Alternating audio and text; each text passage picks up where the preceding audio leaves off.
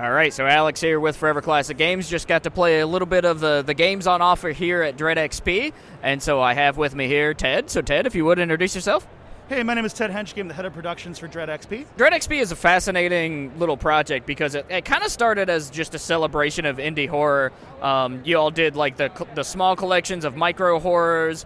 There's a blog which my buddy Justin Wood actually writes on, and so that's really cool. He's been on the podcast and good friends of Justin Wood, so shout outs to him. But what is kind of the general goals, I guess, of DreadXP? Well, so, when I started DreadXP, the only goal was to get people work. That first collection I started right at the start of COVID. And it was basically all the film sets had shut down.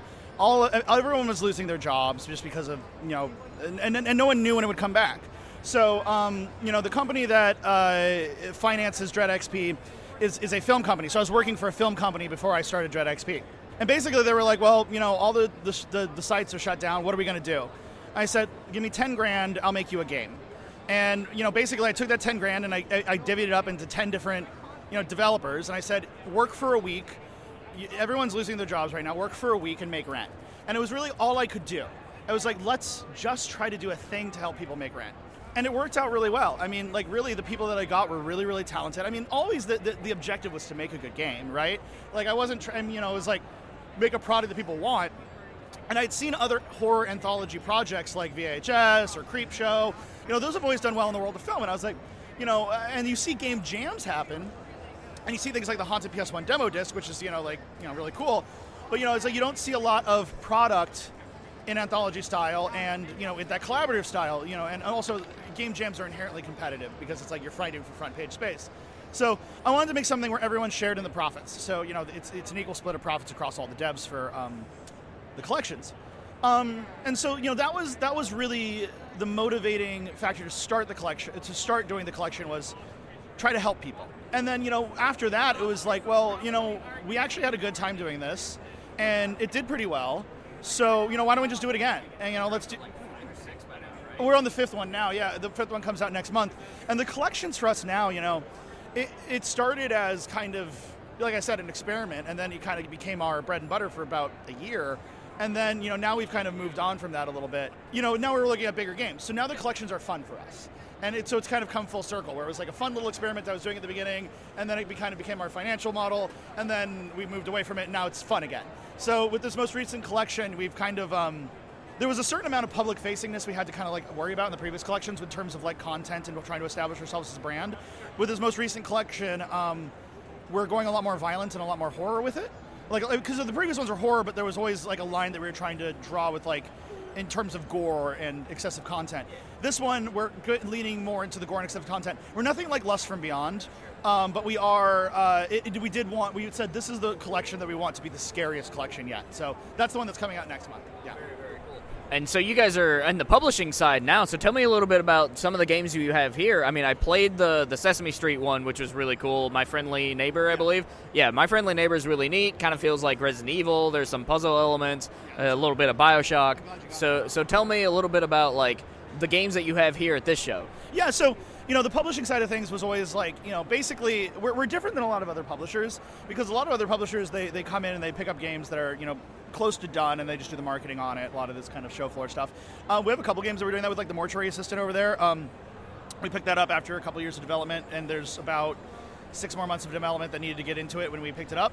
But most of our games are developed from the bottom up. So if someone comes to us with a pitch, they don't really even have anything yet, and we develop it from the bottom up. So My Friendly Neighborhood, that's a really unique one, because basically the concept was, let's make a horror game in the vein of something like Five Nights at Freddy's and Bendy and the Ink Machine, but those games rely on this edginess that we didn't want to have in our game. We wanted our game to be about when you see Ricky the Sock Puppet, it's really clear that this game has a love for the characters that other games don't really have. I mean, Five Nights at Freddy's, sure, I guess Freddy Fazbear is a good guy now, but who the fuck knows what's going on in Five Nights at Freddy's?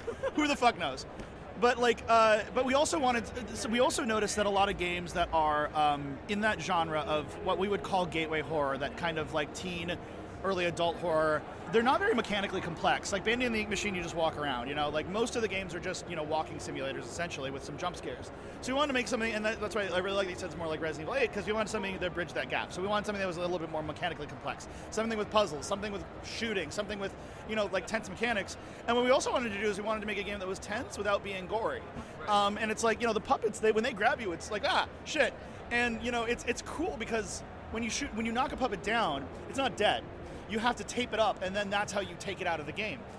Much like you would the zombies in the original Resident Evil, you like set them on fire and then they don't come back. Yeah, in the Resident Evil remake, they had the Crimson Skulls that came back and so that was, it's actually funny because I suggested a mechanic that for the game, and John put it in and didn't even know that it was like part of the original Resident Evil. So like that'll show you kind of the collaborative process that we have with our developers. So like a lot of the games that we develop or that we produce or publish, any of the above. The game is, we're not super, we are hands-on with the developers. We do weekly check-ins, but we don't exercise a lot of creative control. We don't say you have to have this, you can't have this, any of that kind of stuff. We kind of let the developers do what they want. But we do offer creative collaboration. So it's like, I've been in the industry for a while. I mean, I've actually, in terms of like production, I've not been in the industry for a long time, but I was a journalist for a long time. I was actually on your side of things for about 8 years for a website called Dread Central, which is a horror website. And I learned a lot about, horror games, and I had all these theses about making horror games. Everyone has opinions. It's a lot harder to put them into practice. So with the first few collections, I did level design, I did puzzle design, I did writing. I got a really big crash course. Putting out 7 games in a year and a half, you learn a lot about how to make games really quickly. And then on top of that, each collection is like, 10 to 12 games itself. So then I had to QA those, I had to do level design for those. Also, at times, sometimes I was more involved in some than others where they needed help.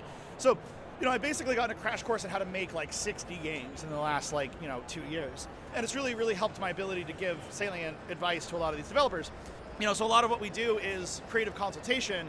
And so, and that is what I think is kind of the core of DreadXP. Like what makes DreadXP is that we offer a partnership, a true partnership.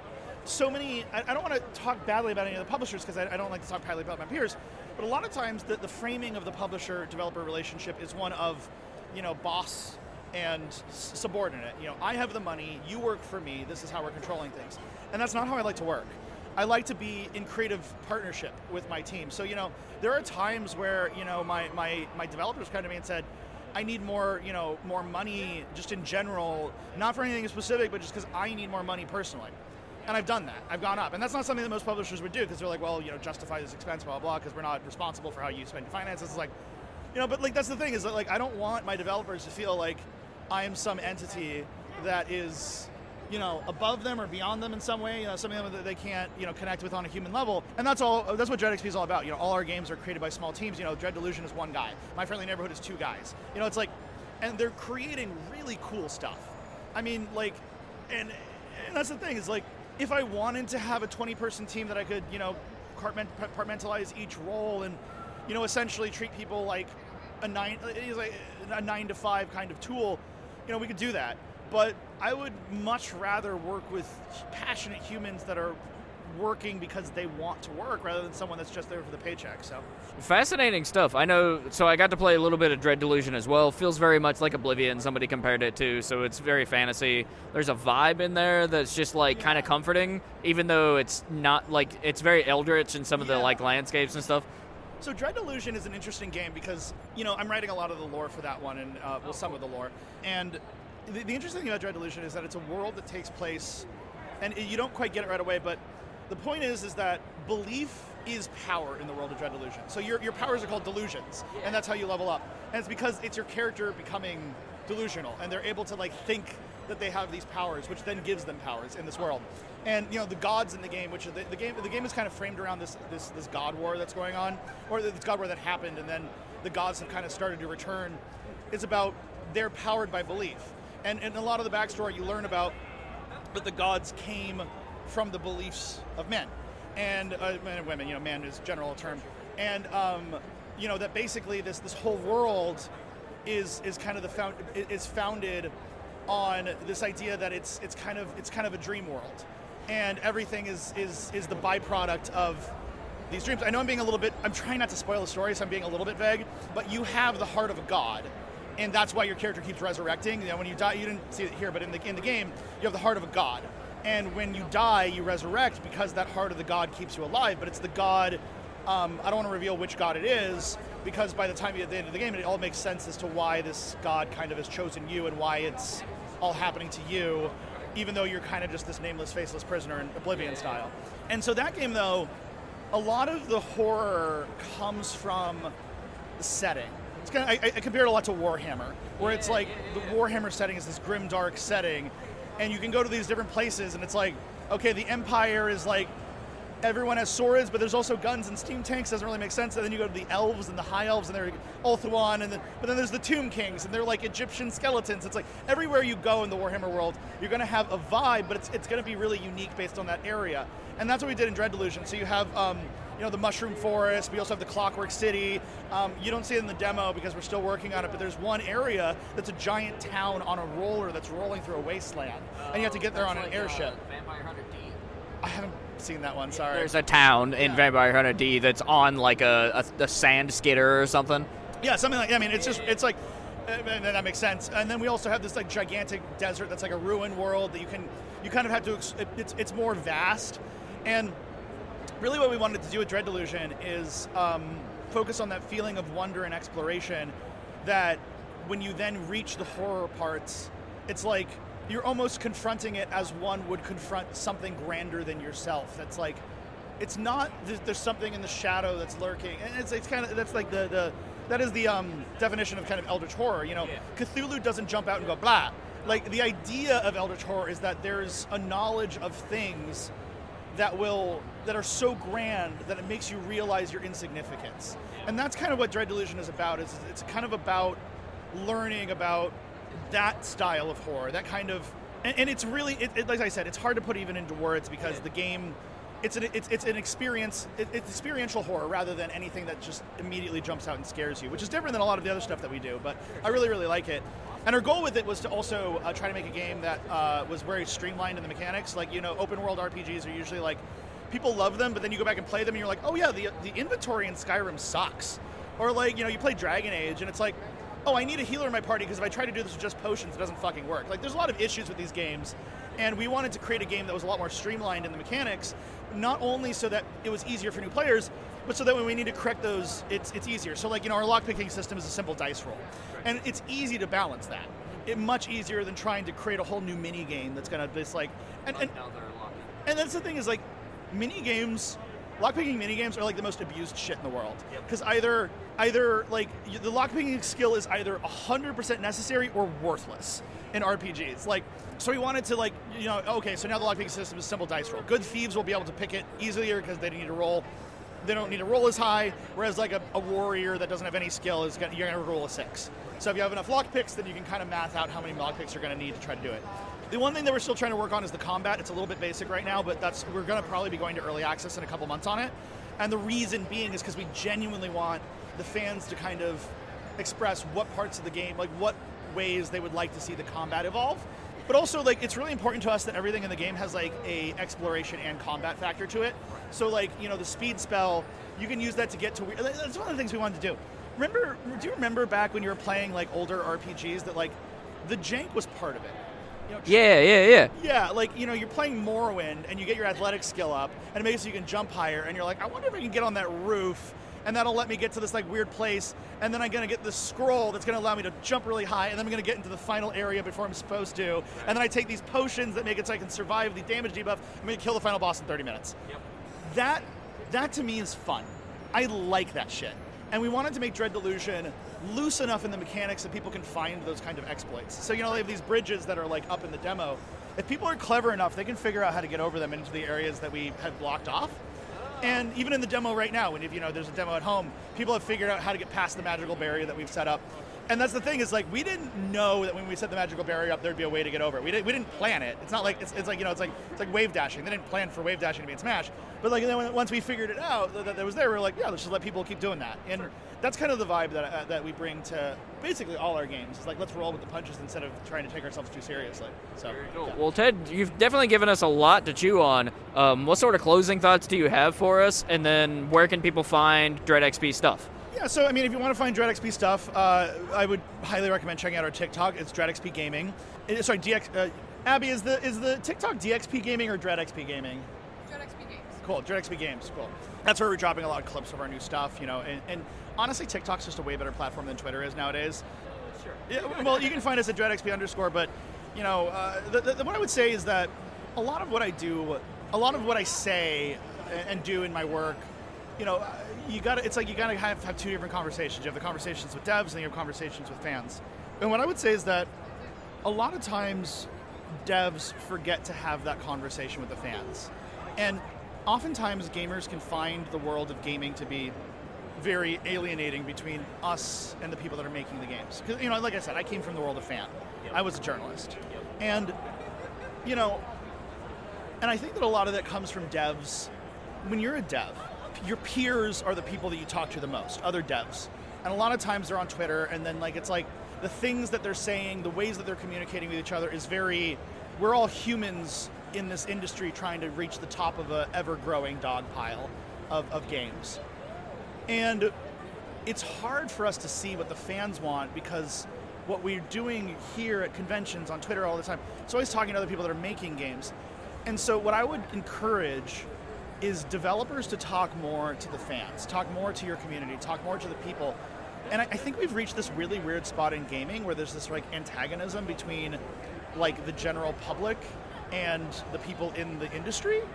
And whether it be between journalists and readers, you know, every fucking article has said like a bunch of comments that are super negative. And then, you know, devs are, but that's the thing is that in my experience, like I've had a relatively easy time communicating with my audience because, you know, I'm open and I try to listen. You know, you don't have to listen to everything that people say. I mean, sorry, you don't have to follow every single piece of advice that someone gives you or every complaint or whatever. But, you know, you want to create an open community. And then what I would say to gamers is, you know, if you want a style of game, if you want games to go the way that you want, try talking to developers. And I mean, talking, not yelling. And I think that, you know, we're coming off of a very stressful time in our history, you know, with COVID and all that shit. And we're kind of relearning as a industry how to interact with the user base, because a lot of things right now aren't working. The social media landscape is not incredibly indicative of what's going to sell. I mean, there's a lot of games that have way more social buzz than other games on like Twitter and things like that, but then you look at the sales and it's like 200 copies. You ever heard that game Yeek, Y2K? It's like a postmodern RPG. Everyone did a million video essays on it. There's like millions of views on the video essays. If you go on that game on Steam, it only has like 200 reviews, which means that less than like 10,000 people bought it. But there's all this discourse around a game that barely anyone played and anyone bought. Why is that? Well, because the world of what you're seeing on YouTube, what you're seeing on Twitter, what you're seeing on Discord, what you're seeing on TikTok or whatever, it's not reflective of, it's social media, you know? It's what people want to go out there and what they're able to go out there to promote themselves, essentially. So put less faith in what some randos are saying online, put more faith in your own opinions, and figure out how to positively express those opinions, both by developers and by fans. And then you can create a wonderful collaboration, because what we've done here, and I know that was a very long-winded answer, but the reason I'm saying all that is because I went from fan to producer. I had to learn how to work with the developers, and I'm not an industry insider. I'm not a guy that like was like, you know, knew everyone and like, oh, I mean, it's like I fucking cold called more than half the people that were on the first collection. I didn't know them at all, and I just had to like figure out how to work with these people and figure out, oh, so this is how, you know, this is done. This is how games are made, and that education has made me both a better producer, both a better developer, and a better gamer, because I see things now differently. And I would say if you're the kind of person who spends time listening to interviews, reading interviews like this, looking online, being appraised to the world of gaming, you don't have to learn how to be a developer in order to like be a good fan.